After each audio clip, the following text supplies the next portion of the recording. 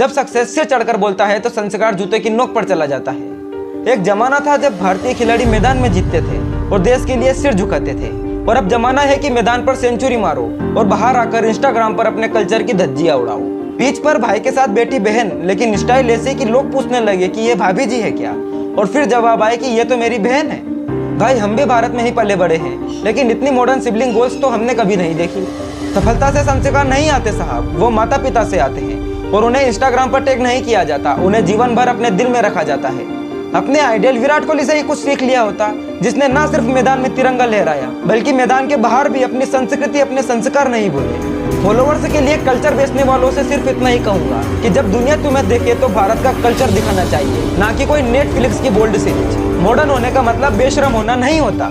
सवाल यह है कि सफल होते ही इंसान अपनी ही जड़ों से दूर क्यों हो जाता है, क्यों भारतीय संस्कृति को छोड़कर विदेशी दिखावे की नकल करने लग जाता है। भारतीय संस्कृति शर्म, मर्यादा और भावनाओं की संस्कृति है, जहाँ बहन को माँ का अंश माना जाता है और कपड़े से पहले नजर और भावना की पवित्रता को महत्व दिया जाता है। जो दिखता है वही बिकता है, और क्योंकि संस्कार वायरल नहीं होता इसलिए बेशर्मी अब कंटेंट बन चुकी है। सफलता मिलना बड़ी बात नहीं है, लेकिन संस्कार को बचा पाना आज के समय की सबसे बड़ी अचीवमेंट होती है।